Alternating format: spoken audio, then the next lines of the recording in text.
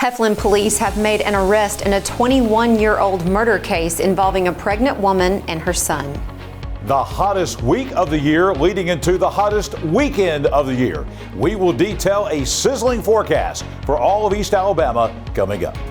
What local high school is looking for a new football coach? We'll tell you about it coming up in sports. EAN Local News starts now.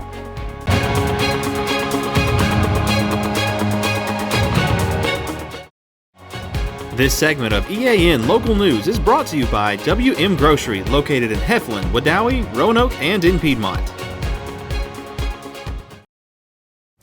Good evening, and thank you for watching East Alabama Now Local News for Friday, June 30th, 2023. I'm Katie Edwards. And I'm Mike Stedham. Heflin police have arrested Louis LaDon Spivey and charged him with 2 counts of murder in the deaths of Monica and Dalton Rollins in 2002. Investigators reopened this cold case 3 years ago and have been working to solve the mystery of the deaths ever since. Spivey is in the Cleburne County Jail with no bond set. Spivey was arrested Thursday as soon as he was released from a Florida prison where he was serving a 15-year sentence for an unrelated crime. Investigators say that Spivey was considered a suspect in the early days of the investigation, but no charges were filed at that time. In September 2002, the bodies of Monica Rollins, who was 8.5 months pregnant, and her son Dalton, who was 6 years old, were found inside their home on Sugar Hill Road in Heflin. Both had apparently been stabbed to death several days before the discovery. Also in the home was Monica's 3-year-old son, who was found unharmed. In a press conference this afternoon, Heflin Police Captain Scott Bonner thanked the Rollins family for their cooperation in the investigation, which had been a cold case for almost 2 decades. A course of 2 decades culminated on June 26, 2023, when murder warrants were obtained and secured on Spivey. Spivey has since cooperated with the investigation, has given a complete confession wherein he outlined the events of that day and has taken sole responsibility for the murders. On behalf of Mayor Robbie Brown, the men and women in the City of Heflin Police Department, and the citizens of the City of Heflin, I'd like to send out our heartfelt condolences to the family of Monica and Dalton. Hopefully this will bring some sense of closure to this awful chapter in your lives. Bonner also thanked a number of other area law enforcement agencies, including the 7th Circuit District Attorney's Office, the Cleburne County Sheriff's Office, the Alabama Attorney General, and the JSU Forensics Lab in helping them develop evidence in the case. Anniston was incorporated on July 3, 1883, and to mark the city's 140th birthday, the Model City Jubilee will be held Saturday in Zen Park from 11 a.m. until 2 p.m. After remarks by city officials and the dedication of a new time capsule to mark the occasion, the party gets started with children's activities and other celebrations. Anniston Public Affairs Officer Jackson Hodges has the rundown. We will have inflatables, we will have bounce houses, we will have the splash pad and park, all the fun and games going on for the kids to cool off with. We are also going to have a backyard barbecue competition, which will be absolutely delicious. You definitely want to try some of that. Furthermore, we will have Edgewood Heavy. There will be live music performing throughout the day. That's our band. So it's going to be a great birthday celebration. If you don't have much going on Saturday, July 1st, be sure to come outside, enjoy it, and stay cool. It will be warm. When we return, we'll tell you about getting an early start on next week's 4th of July celebrations at Jack's Fest. Since 1993, WM Grocery has been a major part of our local community. WM offers the very best in fresh produce and an outstanding meat department. WM also has many local products not found anywhere else and fresh sushi every day. If you need an event catered, come see Mrs. K at any WM store. Curbside pickup is also available for your online grocery orders. Be sure to download the WM app for all the deals of the week and shopper rewards. Go check them out today at any of their locations. We take pride in our community and appreciate your business. This segment of EAN Local News is brought to you by Waltrip Manufacturing, metal buildings made right here in Calhoun County. For those who can't wait until July 4th to celebrate Independence Day, the city of Jacksonville will have its annual Jax Fest this coming Monday evening, July 3rd, with a full schedule of events, including a big fireworks show. Jacksonville Public Information Officer Ben Nunley says the party gets started at 6 Monday evening with children's activities, food trucks, and other forms of entertainment. The biggest change is the location of the party. In recent years, Jax Fest has been celebrated at the high school football field, but Nunley says school officials want to protect their new turf, so they asked the city council to find a different venue. So we moved here to the public safety complex, and where we're standing right now is the pond out in front of the complex, and just about every direction from here there's going to be something going on. So we're going to have a kids zone straight out from me at Eagle Point Church with a petting zoo, a foam party. If you don't know what that is, they have a hose full of foam and you get shot kind of with, it's almost like a pool party without a pool and a whole lot of carbonation. It's fun. The new location means some changes in the parking situation, but Nunley says city officials have been working hard to make sure visitors have plenty of places to park Monday evening. The good news is it's going to be about like every other year before. Nothing's actually changed. We officially have use of the Eagle Point Church parking lot, and we've also got the Metaplex available to us.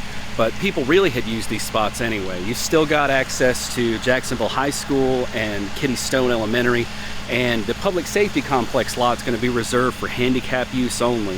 We've got a ramp that comes down the hill to get you to the pond. But basically, if you were able to come and enjoy it before, you're going to be able to this year too. Nunley says Jax Fest will conclude, as always, with a big fireworks display that begins just after dark. With Independence Day falling on a Tuesday this year, many people will be taking a long weekend, especially if they plan to travel to see family and friends. Alabama State Troopers are planning for a busy week ahead, according to Trooper Justin O'Neill. The Independence Day is always one of our busiest holidays throughout the year, especially when it comes to traffic, not only on the highways but also on the waterways. What we want everybody to do is to make sure that if you are traveling, just be patient because you will eventually get to your destination. Expect heavier traffic, of course. People head to the lake, people head to the beach. Obey all traffic laws, wear your seatbelt, don't be out here speeding, make sure you leave plenty of distance between you and that vehicle in front of you, don't be tailgating. And of course, if you are going to participate in the festivities, make sure you have a sober designated driver to get you to and from your location. And please remember, Calhoun and Cleburne counties will be under an excessive heat watch over the weekend. The city of Anniston plans to open its public cooling station at the bridge at the Anniston First United Methodist Church from 11 a.m. until 5 p.m. each day through Sunday. For more information on other community resources, you may contact the local United Way by dialing 211. So, looks like this afternoon the rain kept us a little bit cool. It did. We cooled off just a little bit, so we'll have to see if that's a trend that will continue into the weekend. John Holter joins us now in the EAN Weather Center. John, what can we look forward to this weekend? Well, Mike and Katie, simply it's like this for the weekend. The hottest day so far in 2023 is coming up on Saturday, and it will be almost that hot again on Sunday. We have got a tremendously intense heat forecast coming up next. Well, my name is Mike Craven, and we recently purchased an open carport, metal carport from a Waldrop manufacturer.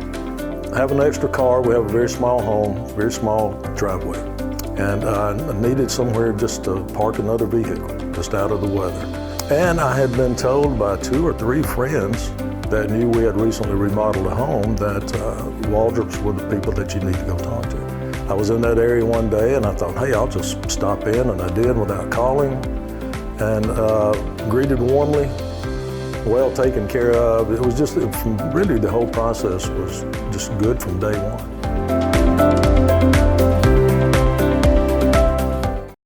Well, it was a case of the have and have-nots today as far as rain and showers and thunderstorms go across East Alabama. Basically, if you were east of U.S. Highway 431, you had a ton of storms this afternoon moving through from north to south and parts of eastern Calhoun and all of Cleburne counties this afternoon. But if you're on the west side of the county of Calhoun, you didn't see anything, just heat and humidity.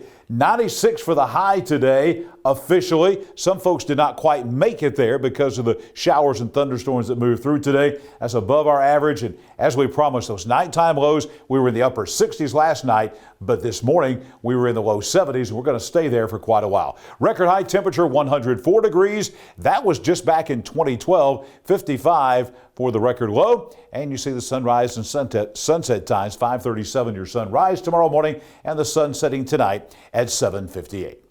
Weather on your street as we go into the holiday weekend. Vigo Road in Piedmont, heading up into the Talladega National Forest there. The heat advisory continues tonight, 74 for the low. The reason the heat advisory is in effect even in the nighttime hours is because temperatures are going to stay in the 80s through most of the evening hours. We don't cool off into the 70s until after midnight in this kind of weather pattern. Now, coming up on the weekend, Saturday will be the hottest day yet. Not only the hottest day of this warm spell, but the hottest day so far in 2023. 98 for the high tomorrow out on Lindell Drive in the Sachs area. It's going to be an awful day as far as the heat goes. We'll have a chance of a shower in the afternoon. That chance of rain is about 1 in 3 is the rain chance. But other than that 1 in 3 shower that might pop up, we're going to be really hot tomorrow. Heat index values will be around 107 on the average tomorrow across Calhoun and Cleburne counties. And that is going to be some dangerous heat. So be careful if you're out and about on your Saturday.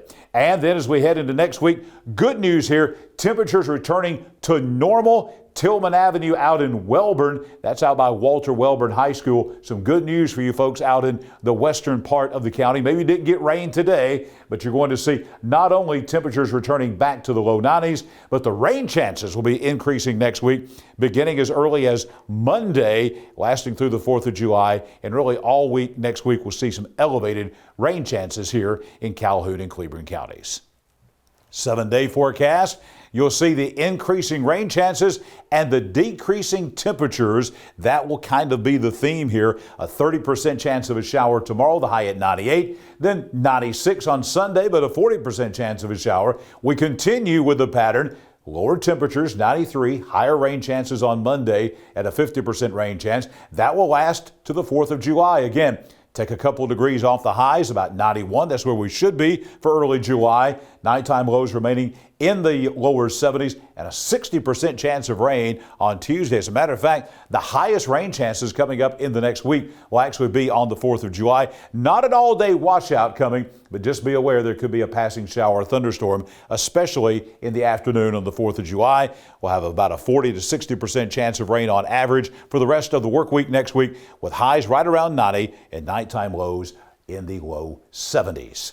Let's take a look at this extreme heat that is coming for Saturday. There, you'll see the details there, 105 to 112 degrees, the heat index all across East Alabama. You see some of the precautions there. Really going to be a little bit worse in West Alabama. You see Tuscaloosa and Demopolis at 112, 111. As you work our way eastward, it's not much better, folks, but at least it's 5 or 6 degrees difference on the heat index. Again, these are not the air temperatures. This is the heat index value, what it feels like on your skin. But you see 106 at Anniston, 107 in Gadsden, 105 down Ellick City Way if you're going down to the lake at Lake Martin, Auburn 105. So again, we're going to be a few degrees cooler as far as the heat index goes here in East Alabama. But again, some dangerous heat index values coming tomorrow all across the eastern half of the state of Alabama.